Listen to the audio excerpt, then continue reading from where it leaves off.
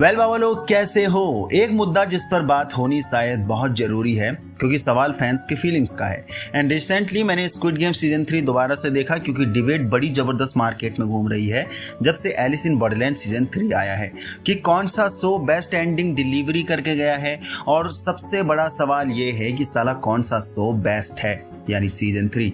Also किसके best game हमें देखने को मिले हैं यानी सीजन 3 के। एंड दोनों में जो कॉमन चीज डिलीवर करी गई है नेटफ्लिक्स की तरफ से यूएसए स्पिन ऑफ, जो कि फैंस दोनों ही स्पिन ऑफ को लेकर इतने सीरियस नहीं है। तो बात करते हैं आज इस ओरिजिनल डिबेट पर कि किसकी स्टोरी राइटिंग दमदार है और भी बहुत से ऐसे सवाल जो उठ रहे हैं। तो अब वीडियो काफ़ी इंटरेस्टिंग होने वाली है, इसलिए अंत तक जरूर बने रहना। ऑल्सो लाइक कर दो और नए लोग काम पसंद आने पर चैनल को सब्सक्राइब जरूर कर लेना। तो नेटफ्लिक्स ने इस साल अपने 2 बेस्ट शो के लास्ट सीक्वल डिलीवर करे हैं, Squid Game season 3 and Alice in Borderland season 3। Yes, ये बात बिल्कुल भी नहीं झुटला सकते कि Squid Game popularity and fan following के मामले में एलिस इन बॉर्डरलैंड से 10 गुना ज्यादा है। लेकिन मेरी मानो तो दोनों ही शो अपनी अपनी जगह बेस्ट हैं। ये चीज मैं बहुत पहले भी बोलते आया हूं और आज भी बोल रहा हूं। भले दोनों शो का रोड मैप एक ही है यानी डेडलीस्ट गेम दोनों ही शो में देखने को मिलते हैं, जिनमें कॉमन पार्ट यही है कि लोग मारे जाते हैं उन गेम्स खेलने के दौरान। बट स्क्विड गेम के गेम्स का माइंडसेट ये है कि उसमें बचपन के वो गेम्स खिलाए जाते हैं जिनके साथ हमने अपना बचपन भी जिया था। और व्यूअर्स को मेकर्स का यही मास्टर स्ट्रोक स्क्विड गेम से और ज़्यादा कनेक्शन फील करा देता है क्योंकि गेम्स की लेवल इजी होती हैं, जिससे व्यूअर्स भी उन सभी गेम में पार्टिसिपेट कर जाता है आसानी से, जिसका रिजल्ट ये निकलता है एट द एंड कि सारे व्यूअर्स को गेम डिकोड करने का तरीका मालूम हो जाता है और अपने फेवरेट कैरेक्टर्स के लिए वो सरवाइव करने का रास्ता खुद ढूंढने लग जाते हैं। वो बैठे बैठे ऐसे सजेशंस देने लगते हैं कि गेम को ऐसे खेलकर तुम लेवल क्रॉस कर पाओगे। हालांकि ये चीज़ शो के अंदर कैरेक्टर्स को फील नहीं होगी, बट व्यूअर्स को ये स्टोरी आर्क सेटिस्फाई कर जाता है। सो ये सबसे बड़ा हिट पॉइंट है व्यूअर्स को स्क्विड गेम को अपनी तरफ अट्रैक्ट करने के लिए, क्योंकि जंप रोप गेम जब हुआ था तब शायद सभी व्यूअर्स ने प्लेयर 222 उर्फ जुनही को बचाने के लिए इमेजिन कर रहे होंगे कि एक टांग पर भी तो जंप करके आप ब्रिज को पार कर सकते हो अपनी बिटिया को बचाने के लिए एक मां होने के नाते। या फिर ये सजेशंस भी व्यूअर्स दे रहे होंगे कि एक तरफ प्लेयर 333 उर्फ एमजी कॉइन जो उसका हस्बैंड होने वाला है या है, एंड एक तरफ गिहुन जो उसका साथी है हेल्प करने वाला। दोनों अपने अपने कंधे में उसे लाद कर जुनही का सहारा देते हुए सिंक में जंप करके भी गेम की लेवल को क्रॉस कर सकते हैं यानी ब्रिज को क्रॉस कर सकते हैं। सो ऐसे बहुत से मोमेंट स्क्विड गेम व्यूअर्स को डिलीवर करता है, इसलिए लोग इजीली इस शो से कनेक्टेड फील करते हैं क्योंकि वो उसको खुद का पार्ट समझने लग जाते हैं। बट दूसरी तरफ अगर एलिस इन बॉर्डरलैंड की बात करें तो इसके गेम्स कोई बच्चों वाले गेम नहीं होते हैं। यस, एआईबी का सीधा सीधा कहना होता है अपने प्लेयर्स का कि अगर तुम्हारे पास एक जीनियस माइंड है यानी जो भी प्लेयर्स उसमें पार्टिसिपेट कर रहे हैं और फिजिकली फिट बॉडी है तो तुम बॉर्डरलैंड में सरवाइव कर सकते हो easily. Means normal human being और you can say mediocre guy borderland में सरवाइव कर ही नहीं पाएंगे। या तो आपके पास सातिर दिमाग होना चाहिए या फिर उसागी की तरफ फिट बॉडी होनी चाहिए। आपको अपने दिमाग के एक एक तार खोलने पड़ेंगे यहाँ सरवाइव करने के लिए। गेम की डिफिकल्टी बहुत अधिक होती है बट मज़ेदार होते हैं ये। प्लेयर्स को ऐसे तोड़ा जाता है एआईबी के गेम्स में कि उसका दिमाग काम करना भी बंद कर देता है।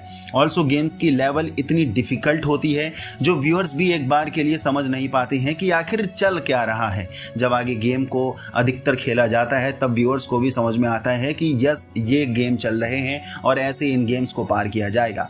Like zombie shotgun and vaccine वाला गेम जो सीजन 3 में देखने को मिला, जिसके रूल्स स्टार्टिंग में ऐसे समझाए गए कि हम सब कंफ्यूज हो गए थे, लेकिन बेस्ट गेम भी यही वाला लगा था। मज़ा भी आया इसे देखने में, बट जब आगे गेम खेलते गए तब समझ में आया कि एक्चुअल जॉम्बी शॉटगन गेम क्या है। ऐसे ही लास्ट गेम वो रूम वाला भी एक बार के लिए कॉम्प्लिकेटेड था। तो कोई भी नॉर्मल ऑडियंस इन सभी गेम से इजीली कनेक्टेड फील नहीं कर पाएगी। एआईबी के लेवल ऑफ गेम्स को समझने के लिए एक स्मार्ट ऑडियंस होना बहुत ज़रूरी है, बट स्क्विड गेम हर एज के तबके को आसानी से ये वाला इस पार्ट, ये अपनी स्टोरी का ये वाला पार्ट बहुत आसानी से हिट करा देता है। दैट्स वाई कि Alice in Borderland season season 3 Squid Game के मुकाबले इस वाले पार्ट में थोड़ा सा पीछे रह जाता है, बट द जीनियस ऑडियंस इसकी लेवल को समझती है। बाकी स्क्विड गेम सीजन 3 में जंप रोप गेम काफ़ी शानदार गेम था जिसने पूरे शो की हाइप चेंज कर दी थी। एंड ऐसे ही एलिस इन बॉर्डरलैंड सीजन 3 की बात करो तो ज़ॉम्बी शॉटगन एंड वैक्सीन वाला गेम भी काफ़ी दमदार था जिसने सभी ऑडियंस का दिल जरूर लूटा होगा। बाकी एक चीज़ जो मैंने पहले भी कही थी स्क्विड गेम की पॉपुलैरिटी को लेकर कि यहाँ सारे कैरेक्टर्स के साथ व्यूअर्स का इमोशनल कनेक्शन बहुत सॉलिड बिल्डअप करते हैं मेकर्स, एंड बहुत ही क्लोजली डेथ को फील भी कराते हैं, जो हमें रियलाइजेशन देता है कि यही है एक इंसान की जिंदगी जिसकी दो कौड़ी की औकात नहीं है। कब तुम्हारी डेथ तुम्हारे सामने होगी तुम्हें अंदाजा भी नहीं लगेगा। मीन्स स्क्विड गेम हमें एक बार के लिए सोचने पर मजबूर कर देता है कि अगर इनकी जगह तुम होते तब क्या होता, तब तुम्हारी दिमागी हालत और प्रेशर को टैकल करने का संयम कितना अच्छा होता।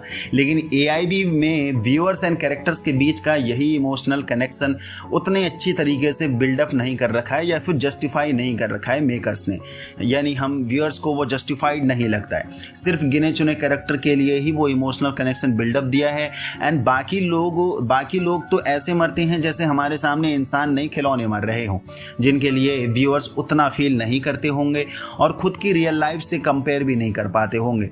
सो यही पॉइंट AIB के लिए मुझे ज़्यादा ड्रॉबैक लगता है स्क्विड गेम के कंपेयर में, जबकि स्क्विड गेम हमें ऐसे इमोशनली कनेक्ट करता है कि हमारे आंसू भी निकल जाते हैं हर बार इसकी एंडिंग के, इसके कैरेक्टर्स के मरने पर भी। बाकी कौन से शो की बेस्ट एंडिंग रही है, देखो मेरी नज़र में दोनों ही शो की बेस्ट एंडिंग रही है। हाँ, स्क्विड गेम में लास्ट में सभी को मारकर कुछ ज़्यादा ही इमोशनल एंडिंग देकर ब्लंडर कर दिया था, जिससे काफ़ी फैंस नाराज भी थे कि सांग गी-हुन को तो बचा ही देना था आखिर, जिसकी वजह से सीजन 3 को थोड़ा हेट मिली थी।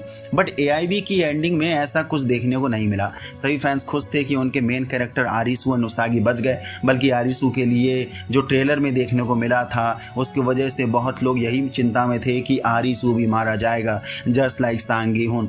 ऑल्सो बहुत से मिस्टीरियस पॉइंट भी AIB की एंडिंग डिलीवर करके जाती है या करके गई है, तो एक हैप्पी एंडिंग के लिए AIB कहीं ना कहीं हाथ मार जाती है स्क्विड गेम के मुकाबले, क्योंकि AIB अपनी एंडिंग में उन कैरेक्टर्स को भी दिखा देती है लाइक चिसिया और उसके साथ ही हिकारी कोइना, इन सभी को जिनको देखने के लिए पूरे सीजन 3 में हमारी आंखें तरस गई थी।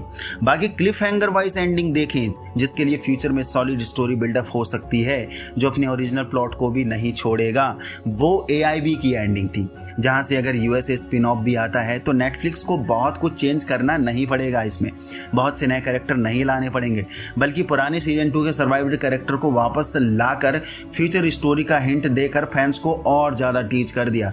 बस हमारे सामने यही सबसे बड़ा पॉइंट है कि साला ये न्यू कैरेक्टर एलिस आखिर कौन होने वाली है। लेकिन वहीं दूसरी तरफ स्क्विड गेम की क्लिफहैंगर एंडिंग की बात करें तो सब कुछ नया बिल्डअप देना पड़ेगा उनको, USA स्पिन ऑफ अगर सैड भी होता है तब, जहां हमने थ्योरी भी बनाई थी कि गी-हुन की बेटी अब अपने बाप का बचा हुआ काम करेगी, यानी पूरी दुनिया के स्क्विड गेम्स को डिस्ट्रॉय करेगी, मेन प्रोटैगनिस्ट का काम करेगी। फ्रंटमैन हमें बदला हुआ देखने को मिलेगा जो कि हम नहीं चाहेंगे, फ्रंटमैन उसी के लेवल में ही अच्छा लगता है। न्यू बॉस कोई और होगा, बहुत से नए कैरेक्टर होंगे जिनसे दोबारा से नया इमोशनल कनेक्शन व्यूअर्स को बिल्डअप करना पड़ेगा। बट AIB में हमें ये नए कैरेक्टर पर ज़्यादा फोकस नहीं करना पड़ेगा, हमारे पुराने फेवरेट फेसेस ही हमें देखने को मिलेंगे जिनसे और अच्छा खासा स्टोरी इमोशनल बिल्डअप अच्छा होगा। बाकी अब बात आती है कि एंटायर सीजन 3 किसका बेस्ट था, तो आप सभी को एडमिट करना पड़ेगा ये चीज़। स्टोरी वाइज अगर देखें तो स्क्विड गेम का सीजन 3 ज़्यादा अच्छा था, क्योंकि गी-हुन का जो मंसूबा था स्क्विड गेम को डिस्ट्रॉय करने का, वापस आने का, इतनी जान जोखिम में डालने के बाद भी उस प्लॉट से कहानी नहीं भटकी थी। लेकिन ये चीज़ AIB सीजन 3 में भटकी हुई देखने को मिली। जो ओरिजिनल प्लॉट था जोकर रिविलेशन के लिए, जो हम उम्मीद कर रहे थे कि पता चलेगा कौन जोकर होने वाला है, वो प्लॉट मेकर्स अच्छे से जस्टिफाई नहीं कर पाए। हम सभी को लगा कि सीजन 3 में जोकर को हराकर आरिसू बॉर्डरलैंड को डिस्ट्रॉय कर देगा। हाँ, बॉर्डरलैंड डिस्ट्रॉय हुआ, लेकिन वो उतना भी डिस्ट्रॉय नहीं हुआ है, स्टिल अभी भी बॉर्डरलैंड बचा हुआ है। ऑल्सो हमें ये भी पता चला कि स्टिल जोकर गेम चल रहे हैं, जो बांदा एंड यावा बिग स्केल पर उन गेम्स को खेल रहे थे। ये जो भी गेम्स हुए, यानी सीजन 3 में जो हमें देखने को मिले आरिसू और ओसाई के साथ, बाकी न्यू कैरेक्टर्स के साथ, सब फ्यूचर स्टोरी बिल्डअप के लिए ये तामझाम सेट करा गया था। दैट्स वाई स्टोरी का पार्ट थोड़ा हल्का रह गया है AIB सीजन 3 के लिए इस बार, जो कि स्क्विड गेम सीजन 3 अपनी स्टोरी पर बहुत ही बेहतरीन काम करके गई। तो ये थी बात स्क्विड गेम सीजन 3 और एलिस इन बॉर्डरलैंड सीजन 3 को लेकर, जिन पर काफ़ी बातें चल रही हैं, डिबेट चल रहे हैं फैंस के द्वारा। दोनों ही शो बेस्ट हैं, दोनों ही शो देखने में बहुत मज़ा आया। बाकी बस ये छोटे मोटे 19-20 का फ़र्क था जिन्हें हम बहुत बड़े ड्रॉबैक पॉइंट भी नहीं मान सकते हैं, और इतनी ऊंच नीच तो चलती है। तो दोनों शो अगर आपने भी देख लिया है तो आपकी तरफ से क्या ओपिनियंस रह सकते हैं इन दोनों शो के लिए कि कौन सा शो बेस्ट है कौन सा नहीं है। मेरी नज़र में दोनों ही शो बेस्ट है। यहाँ तक पहुँच गए हो तो आपको वीडियो पसंद आए तो लाइक कर दीजिए, नए हो तो चैनल को सब्सक्राइब कर दीजिए।